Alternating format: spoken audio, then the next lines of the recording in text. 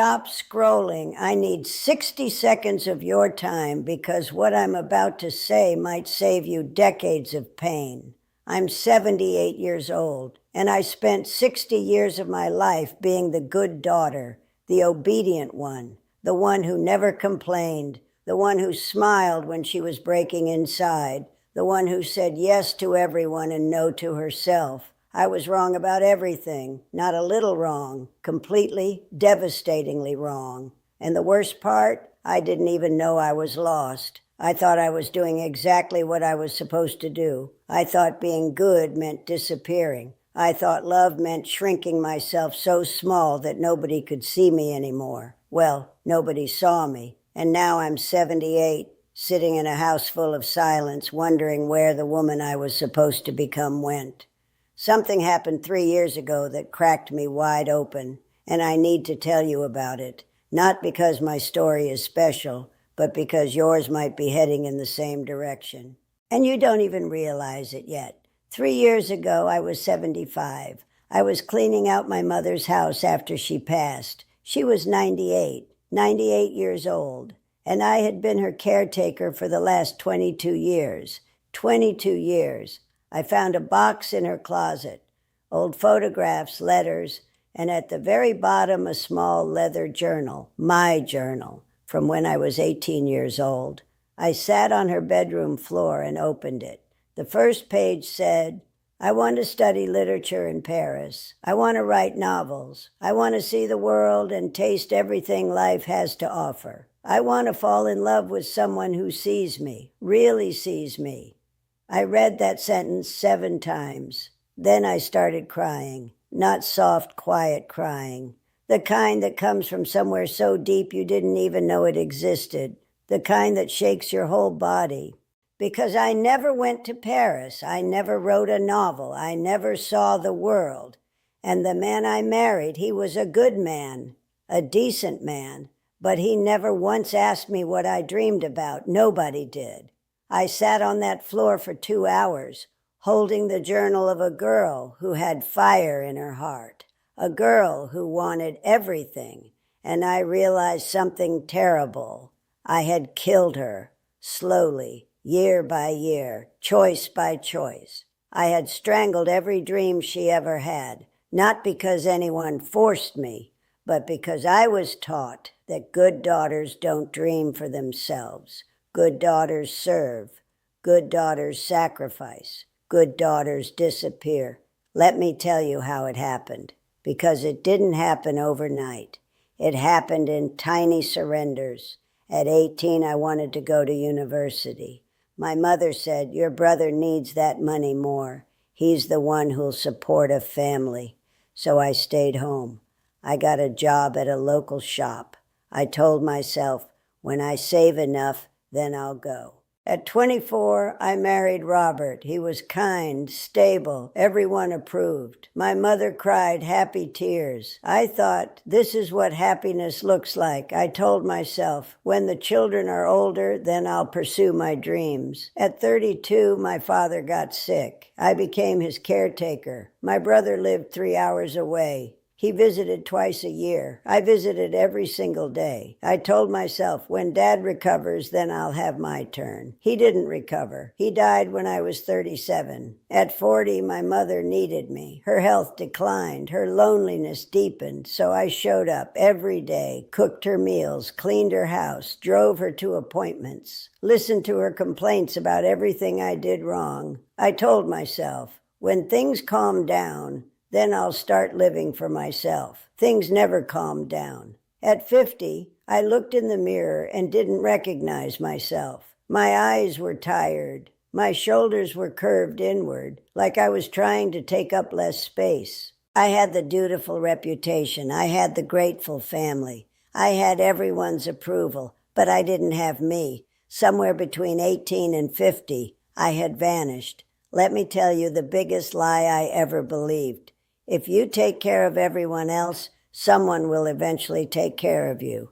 Nobody does. You just keep giving until you're empty. And when you're empty, people don't fill you up. They find someone else to take from. Here's another lie. Selflessness is the highest virtue. No, selflessness without boundaries is self-destruction. I know because I destroyed myself for 60 years and called it love. And the cruelest lie of all? There's always time later. There isn't. There never was. My brother died at 71, heart attack. He never once thanked me for taking care of our parents while he lived his life freely.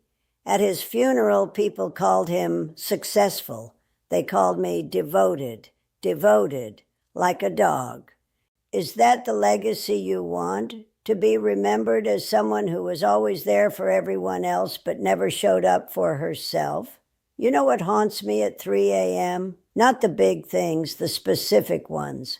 The acceptance letter to a writing program I received at 26. I never told anyone about it. I threw it away because my mother needed help with the house that week. The trip to Paris my friend Sylvia invited me on when we were 30. She went alone. She sent me a postcard of the Seine at sunset. I kept that postcard in my drawer for 48 years. I still have it. I never saw the Seine. The novel I started writing at 43, 12 chapters. I hid it under my mattress like a secret. Robert found it once and said, "What's this?" I said, "Nothing." He shrugged and walked away. Nothing. I called my dream nothing. The afternoon my daughter asked me, "Mom, are you happy?" She was 14. I smiled and said, "Of course I am, sweetheart." I lied to her face, and she learned from me that women lie about their happiness, that women swallow their pain and smile. I taught her to disappear too. That keeps me up more than anything. The words I never said to my mother, not "I love you." I said that plenty. The words I never said were, "What about me? When is it my turn? Why does everyone else's life matter more than mine?" I never said them, not once, in 60 years. After I found that journal, something broke inside me, or maybe something finally healed. I was 75. Most people would say it was too late. I didn't care. I enrolled in a creative writing class at the community center. My hands were shaking the first day. I was the oldest person in the room by 30 years. A young girl with purple hair sat next to me and said, "What do you write?" I said, "I don't know yet. I'm just starting." She smiled and said, "That's the best place to start." I cried in my car after that class. I started saying no to the church committee, to the neighbor who always needed favors, to my cousin who called only when she needed something. No, no, no. It felt like swallowing glass the first time. By the 10th time, it felt like breathing. I booked a ticket to Paris, alone, at 76 years old. I stood on a bridge over the Seine at sunset and held that old postcard in my hand. I whispered, "I'm here, Sylvia. I finally made it." Sylvia died in 2019. She never knew I came. I'm happier now at 78, with less time ahead than I was at 38, when I thought I had all the time in the world. 3 years of freedom, 3 years out of 78. That ratio should terrify you. Now let me talk to you. Yes, you. The woman reading this who just said yes to something she wanted to say no to. The woman who cancels her own plans to accommodate everyone else. The woman who feels guilty for wanting something that's just for her. I see you. Because I was you for 60 years. If you died tomorrow, would anyone at your funeral know what you actually wanted from life? Would they know your dreams, your secret wishes, the places you longed to visit, the person you wanted to become? Or would they just say, "She was so devoted"? You think you have time? You think someday your turn will come? You think the people you sacrifice for will eventually turn around and say, "Now it's your turn. Go live"?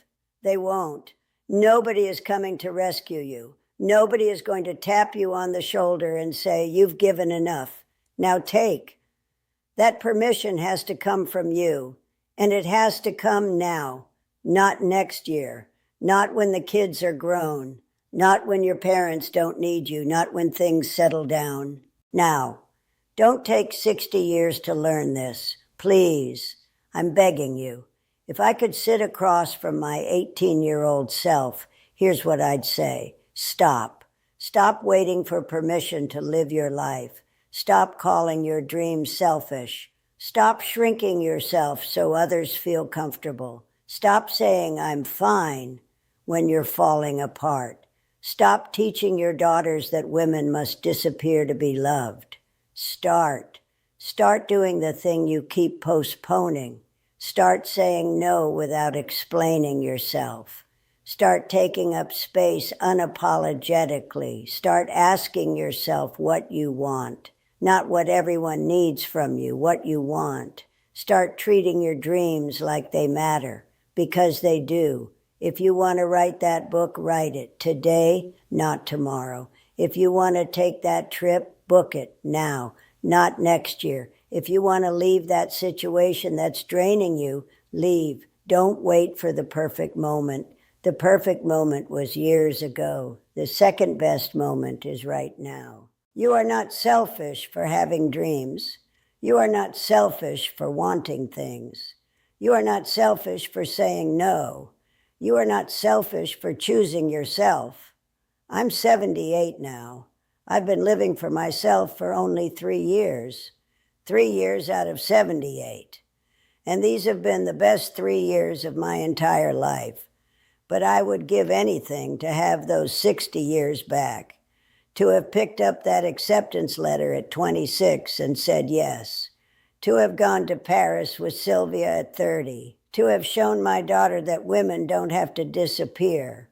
The irony is painful. When you finally understand that time is limited, you start to actually live. You stop wasting it on obligation. You stop postponing joy. You stop waiting for permission that nobody else can give you. I found my journal at 75. The girl who wrote those words at 18 was still inside me, buried, quiet, but alive. She's alive inside you, too. That version of you who wanted things before the world told you to stop wanting. She's waiting. Don't make her wait 60 years. You have a choice right now. Keep disappearing. Keep shrinking. Keep saying yes when your whole body screams no. Keep telling yourself that your turn will come someday, or wake up right now, today, this moment. Pick up your own journal, read your own forgotten dreams, and start living like the woman you were always meant to be. Someday is today. It always has been. If this reached something inside you, share it, not for me. For every woman who needs to hear that she's allowed to exist for herself. Subscribe, because I have more truths to tell and not much time left. Leave a comment. Tell me what dream you've been postponing. I read every single one. Your time is precious. Thank you for spending it with me.